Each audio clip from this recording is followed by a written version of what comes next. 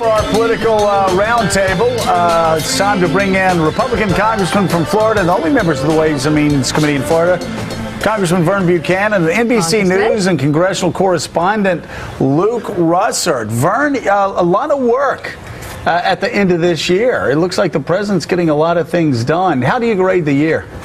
Well, I think he's, finishing on a strong note. He's got a couple other things he's going to get done. Don't ask, don't tell Saturday, and then he's trying to do with the Stark treaty. Right. I think that's big. However, all that being said, this whole lame duck process does bother me. If you look back in 06 and 08, they had the momentum, and we're going to have 100 new members sworn in, or close to it, 90-some members sworn in first of the year. Florida, when you get elected, 3 days later they swear you in. Yeah, you're out. So if you lose, you're out. Luke. Right. A lot of people complaining about all of this weighty legislation being passed by a lame duck Congress. It's interesting. Republicans kind of saw this coming back in in August, I believe. Representative Tom Price of Georgia tried to introduce a privilege resolution on the floor, which said that no substantial legislation would be taken up in the lame duck Congress.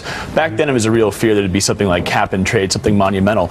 But if you're looking at this 6-week window, it is actually one of the most productive in Barack Obama's presidency. It is. Why is that? Amazing. I think it's what we like to call the Dracula effect. Once the sun is coming up, everyone wants to leave, right?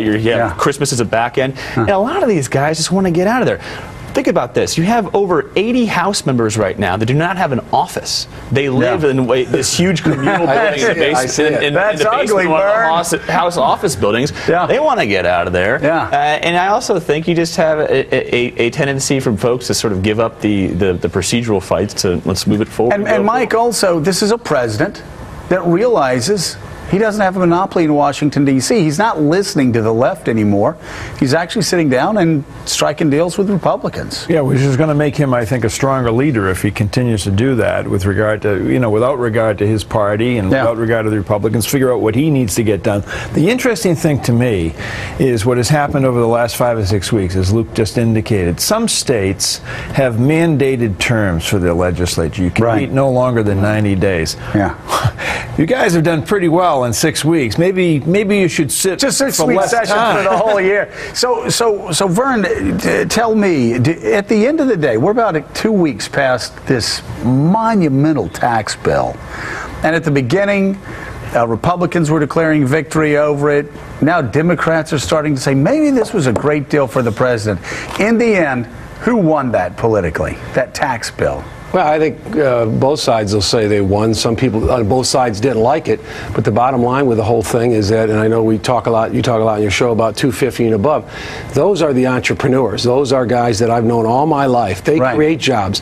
They're a different animal. I've created hundreds of businesses in my life. You don't, once you make the money, hoard it, you go out and build more businesses. 48%, which doesn't get picked up much in your show or other shows, 48% of people that pay that tax are small, medium-sized businesses. If you look at a business between 50 and 500 employees, for example, they're making 500, 2 million. They need the capital because there's no credit available in the marketplace. The banks say there's credit, but there's not credit. And Joe, on that debate, one of the interesting things that I really found was last week, you saw for the first time President Obama really differentiate himself from the liberal left-wing caucus of the House. Wasn't it fascinating? But the way in which he did it was really to hold a hard line and say, take it or leave it, Joe Biden going into a rowdy House caucus room where Anthony Weiner's starting to chant, no, we can't, no, we can't, no, we can't accept this deal.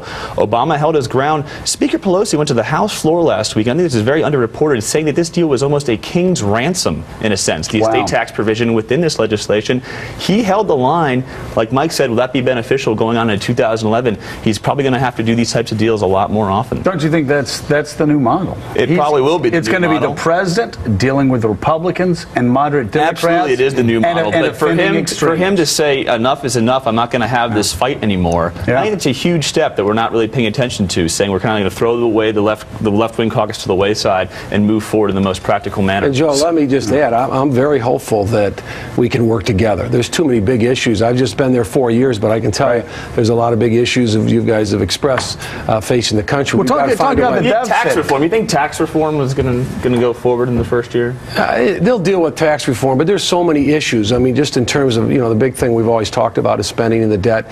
We can't, your generation, we can't just bury the next generation. We're 14 trillion going to 20 Well, trillion. we wouldn't mind just burying Luke. We'll take his money. No, we have many problems in our generation. No doubt about it. But I'm that's excited the question. about that. Are the Republicans going to make, along with the president, tough choices on Social Security, on Medicare, on cutting Pentagon spending? We're going to have to. I don't know how you can get around that. We're going to have to find a way we can work together and deal with it. I mean, you just can't brush it off. Well, but you don't have to. Look, we just didn't have to. Why? How are we in next election cycle going to really deal with this? Well, I mean, if you think about it, you got 14 trillion in debt going to 20 trillion. The cost of money, say 5% at some point. That's $1 trillion of taxpayers' money. I know the numbers are big. Before you pay out one benefit to anybody. So we're going to have to find a way we can come together. I seen the president the other day. He wants to talk about jobs. Yeah. I said, Mr. President, get 10 Republicans and 10 Democrats that have really created jobs in the private sector. Bring us together and let's talk about how to create jobs Mike, going forward. Think about this. And Moody's. You know, Moody's just downgraded Ireland. And they say they're going to downgrade Portugal if Portugal doesn't clean up their act. And they warned the United States a couple of weeks ago, if you guys don't straighten up in the next 2 years, we're going to downgrade you as well. 2 years. What does that mean? We lose our AAA rating. That means it costs more for the United States to borrow money. And Moody's said that could, or the CBO said, that could mean that within 4 years, we're just paying $1 trillion just on interest on the debt. But before anything else happens, we got to write $1 trillion check to our creditors. That's a nightmare. That causes the bond markets to collapse, the CBO says, which causes financial institutions collapse. Right. This is coming faster than we think. Yeah, we said it before, but when you snap up on those fortune cookies, they not say pay the bill. You don't pay up. But there was this hysterical reaction, despite all of those facts being on the table, Joe.